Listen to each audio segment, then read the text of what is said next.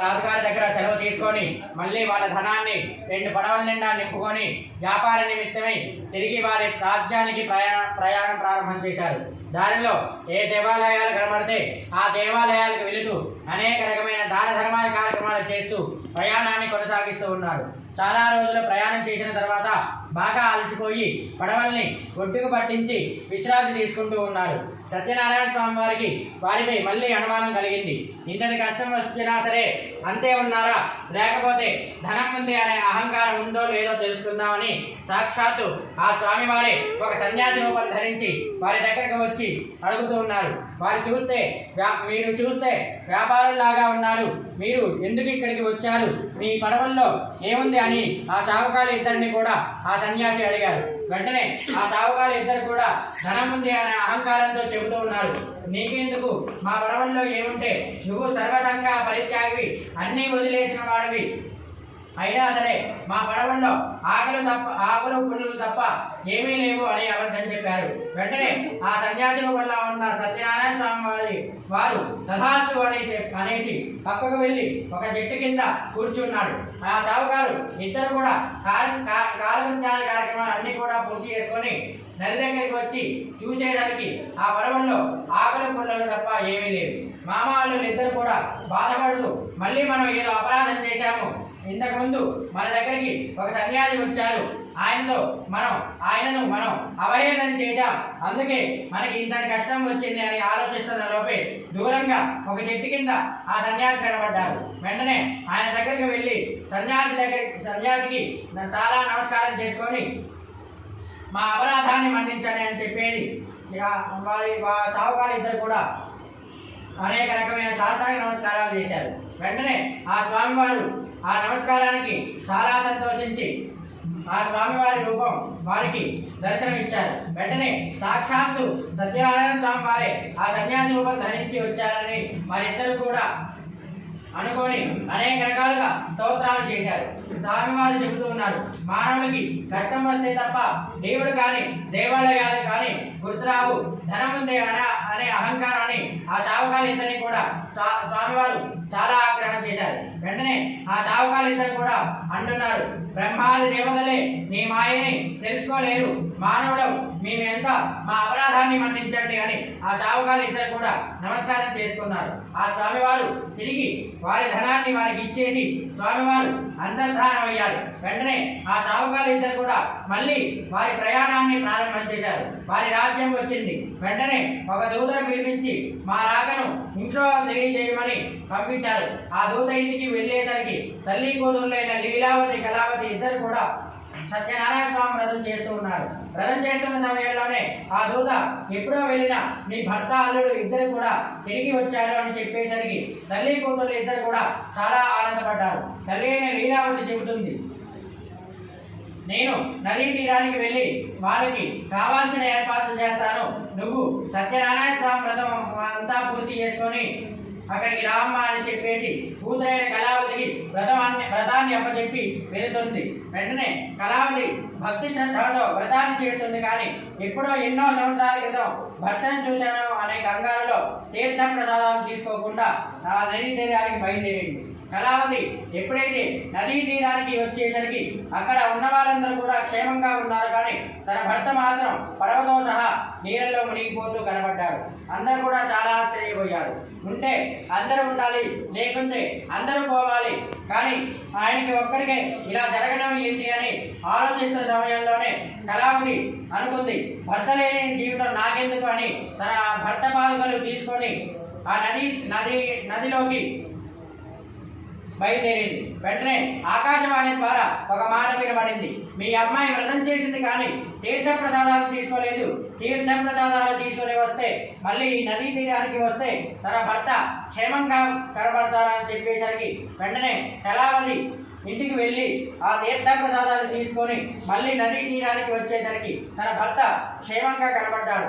అక్కడ ఉన్న ప్రజలందరూ కూడా చాలా ఆశ్చర్యపోయారు. స్వామివారి పేరులోనే ఉంది.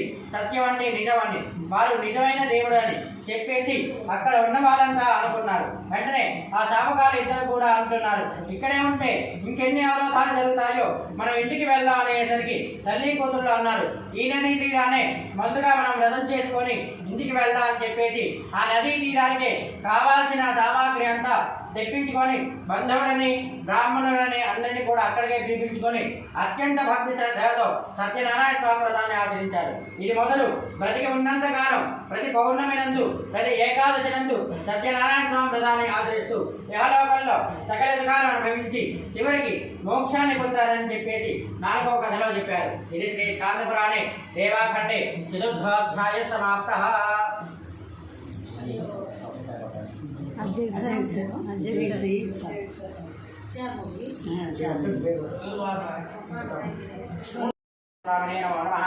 కర్పూరమంగళ నీరాజనం దర్శయామి. నీరాజనానంతర ఆచరణీయం సమర్పయామి. నమస్కరోమి నమస్కరోమి. శ్రీమద్ రమణ గోవిందో. 7 కొండలవాడ వెంకటరమణ గోవిందా గోవిందా. రావాలి ఇంకా రావాలి. నాటి కదయ్యా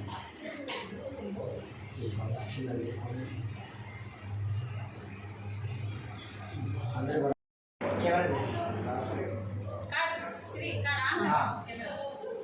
పంచమాధ్యాయ ప్రారంభ.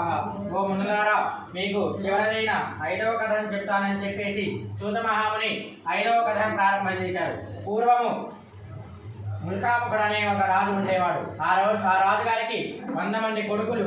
నిత్య సత్యవ్రతుడు, ఎప్పుడు కూడా అబద్ధమాడేవాడు కాదు. రోజు కూడా దేవాలయానికి వెళుతూ అనేక రకాలుగా దాన ధర్మాది పూజా కార్యక్రమాలు చేస్తూ జీవితాన్ని కొనసాగిస్తూ ఉన్నారు. ఒకనొక సమయంలో అడవిలో నుంచి చాలా మంది ప్రజలు వచ్చారు.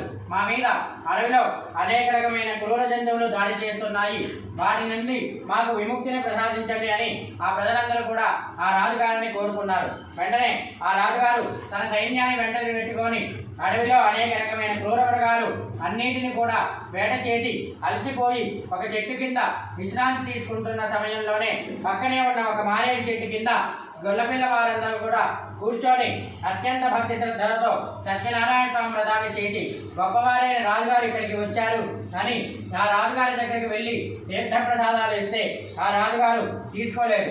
ఆ రాజుగారు అనుకున్నారు, నేను ఒక రాజుని, నాకు కావాలి అంటే పంచపక్ష పర్వణాలు ఉంటాయి, నాకు ఈ తీర్థ ప్రసాదాలకి కరవయ్యాయా అని చెప్పేసి ఆ తీర్థ ప్రసాదాలు అక్కడే పెట్టేసి తిరిగి తన రాజ్యానికి వచ్చి చూసేసరికి ఆ రాజ్యం మొత్తం కూడా అల్లకల్లోలంగా ఉంది. తన 100 మంది కొడుకులు కూడా మూర్ఛపోయినట్టు ఉన్నారు. ఆ రాజుగారు అనుకున్నారు, ఉదయం వెళ్ళేటప్పుడు సుభిక్షంగానే ఉంది, ఇప్పుడు ఎందుకు ఇలా అల్లకల్లోలంగా మారింది అని ఆలోచిస్తున్న సమయంలోనే ఆ రాజుగారికి గుర్తుకు వచ్చింది, గొల్లపిల్ల వాళ్ళు అంతా నాకు తీర్థ ప్రసాదాలు ఇస్తే నేను తీసుకోలేదు అని ఆ స్వామివారికి నాపై ఆగ్రహం కలిగింది అని ఆ రాజుగారు అనుకున్నారు.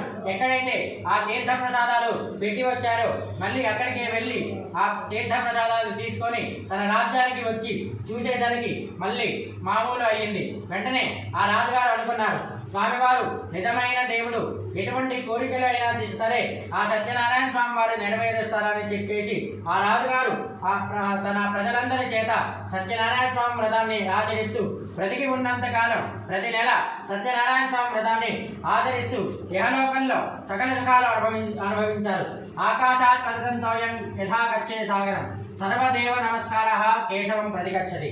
ఆకాశం నుంచి పడిన వర్షపు నీరు ముందుగా చెరువుల్లోకి, ఆ తర్వాత వాగుల్లోకి, ఆ తర్వాత నదుల్లోకి, ఆ తర్వాత సముద్రంలోకి ఏ విధంగా అయితే చేరుకుంటాయో సర్వదేవ నమస్కారః కేశవం ప్రతిగచ్చతి. ఏ దేవుడికి నమస్కారం చేసినా సరే శ్రీ మహావిష్ణువుకే చెందుతుంది. అదేవిధంగా శ్రీ మహావిష్ణువు అనేక అవతారాలు దాల్చాడు. హిరణ్యాక్షం నుంచి హిరణ్యకశిపుడిని రక్షించడానికి నరసింహావతారం దాల్చాడు. రావణాసురుడి నుంచి రక్షించడానికి రామావతారం దాల్చాడు. బలి చక్రవర్తి నుంచి రక్షించడానికి వామన అవతారం దాల్చాడు. కంసుడి నుంచి రక్షించడానికి కృష్ణావతారం దాల్చాడు.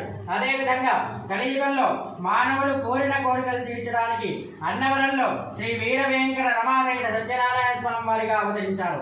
కావున కలియుగంలో ఈ యొక్క సత్యనారాయణ స్వామి వ్రతాన్ని ఎవరైతే భక్తి శ్రద్ధలతో ఆచరిస్తారో, చూస్తారో, కథలు వింటారో, తీర్థ ప్రసాదాలు తీసుకుంటారో వారందరికీ కూడా సత్యనారాయణ స్వామి వారి అనుగ్రహం కలిగి యహలోకంలో సకల సుఖాలు కలిగి చివరికి మోక్షాన్ని పొందుతారని చెప్పేసి సత్యనారాయణ స్వామి వ్రత కథంలో చెప్పారు. ఇది శ్రీ స్కాందపురాణే దేవాఖండే పంచమోధ్యాయ సమాప్త.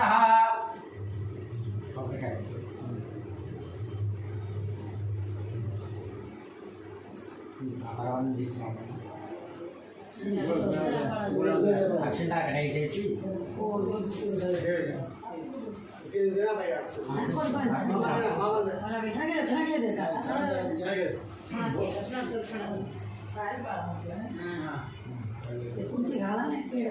వేసేసి నమస్కారం చేసుకొని ఆ మొత్తం తీసుకురా.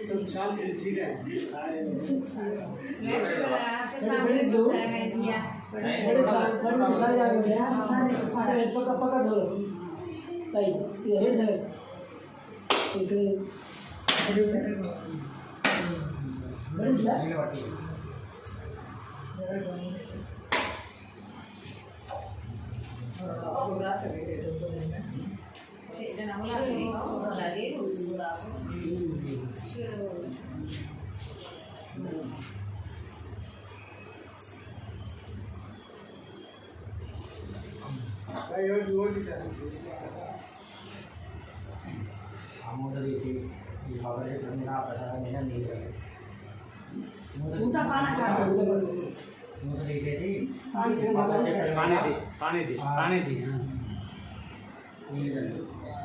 రవణం మీద పునరీకాక్ష నమః శ్రీ సాంగత పరివార రమాసేత సత్యనారాయణ స్వామినే నమో నమః. నారికేల సహిత క్షీరాన్ని నివేదయామి. ఐస మెల్లం చేయి చూపియండి. ఓం ప్రాణాత్మనే నమః, ఓం అపానాత్మనే నమః, ఓం జ్ఞానాత్మనే నమః, ఓం ప్రధానాత్మనే నమః, ఓం సమానాత్మనే నమః. మళ్ళీ నీరు చల్లు. మధ్య మధ్య పానీయం సమర్పయామి. అమృతా విధానమధ్య ఉత్తరాపదరం సమర్పయామి. హస్తౌ ప్రక్షాళయామి, పాదౌ ప్రక్షాళయామి, శుద్ధ ఆచమనీయం సమర్పయామి. లేచి నిలబడండి అందరూ. శ్రీనివాసాయ మంగళం. లక్ష్మీం క్షీరసముద్రరాజతనయాం శ్రీరంగధామేశ్వరీం దాసీభూత సమస్తదేవవనితాం లోకైకదీపాంకురాం శ్రీ సాంగ సపరివార రమాసేత సత్యనారాయణ స్వామినే నమో నమః. కర్పూరమంగళ నీరాజనం దర్శయామి. నీరాజనానంతరం శుద్ధ ఆచమనీయం సమర్పయామి.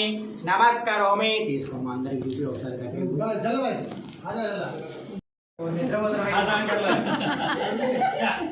కళ్ళానియాలి, తర్వాత చెవులానియాలి. చెవులు కింద భూమి తాకాలి.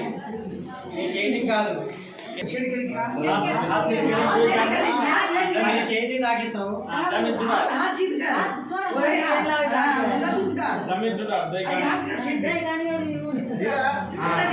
చెవి తర్వాత ఎడం చెవి అని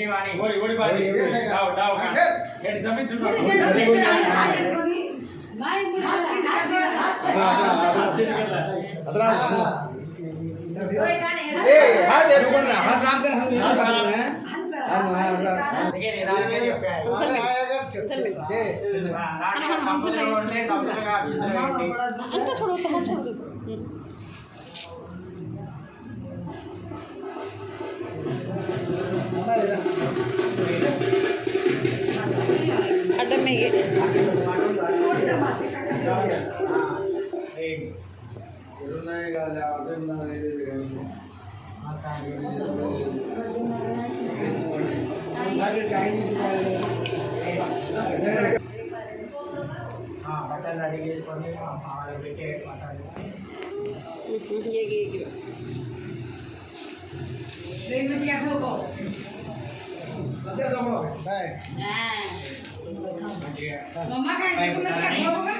మంచి నమస్కారం చేసుకొని అబ్బాయి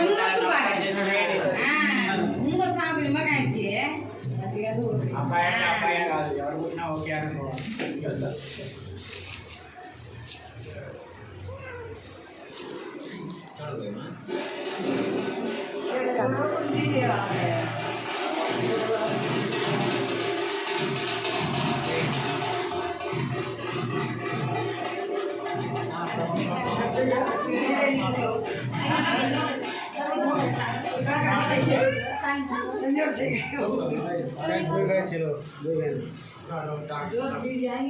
ప్రసాదం పెడతా జీడిపప్పు పెట్టాలి.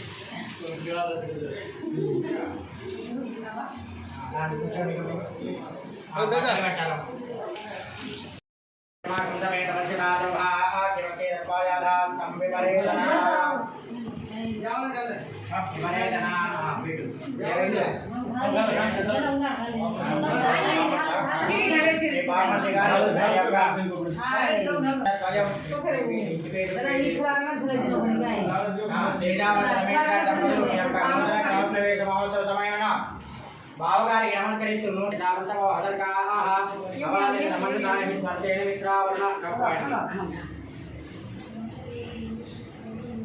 तुम छोटे पड़िए बेटा तो नहीं प्रमाणं भवति सदा जगुरश्रेन्द्रिय आयुष्येव भवानिन्द्रकक्षन्द्रैव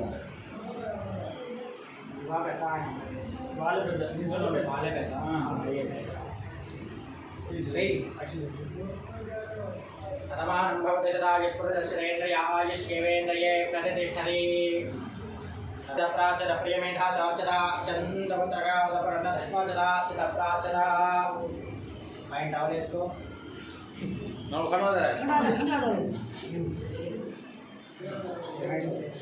बाबरी बामडी हां बामडी एक बामदन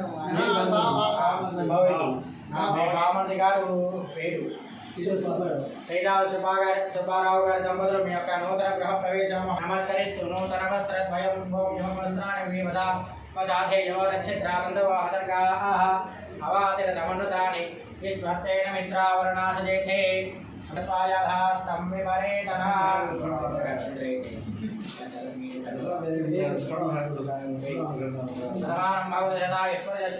आयुष्यवेन्द्रिये प्रतिष्ठति